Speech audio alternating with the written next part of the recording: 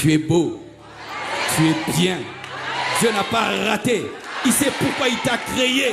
Il sait pourquoi tu es noir, tu es blanc. Il sait pourquoi tu es femme, pourquoi tu es homme. Il sait pourquoi tu as tel père, telle mère. Il sait pourquoi tu habites tel quartier ou tel autre.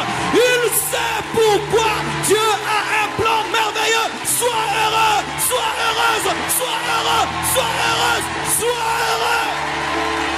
Alléluia. La joie. La joie est une prédication. La joie est une évangélisation. Le monde est rempli de tristesse. Et si seulement tu vis dans la joie, les hommes te poseront la question: pourquoi tu es si heureux alors que le monde va mal? Pourquoi dans mon cœur tout va bien?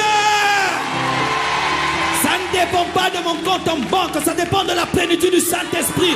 Ça ne dépend pas de mes relations, ça dépend de la plénitude du Saint-Esprit. Ça ne dépend pas du matériel, ça dépend de ma connexion avec Dieu. La joie.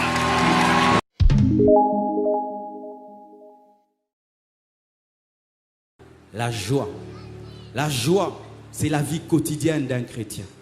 Un chrétien doit être réputé être joyeux, heureux. Souris-moi un peu. Certains, il faut des crics pour qu'ils sourient. Heureux. Quand tu es païen, tu peux être colérique.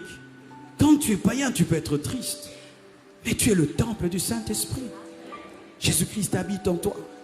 Tu es protégé par des anges. Ton nom est écrit dans le livre de vie. Dieu te connaît personnellement. Si tu meurs maintenant, tu vas au ciel.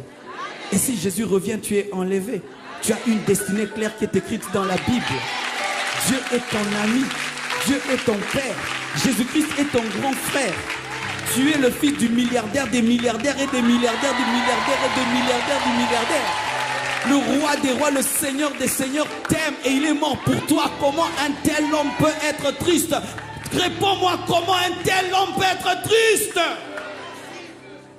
J'étais un homme triste et très colérique quand j'étais païen. J'avais des blessures intérieures. Surtout que Dieu m'a créé court. Et vous voyez, mon frère était grand de taille, moi j'étais court. Ne riez pas mes frères, c'était une blessure intérieure.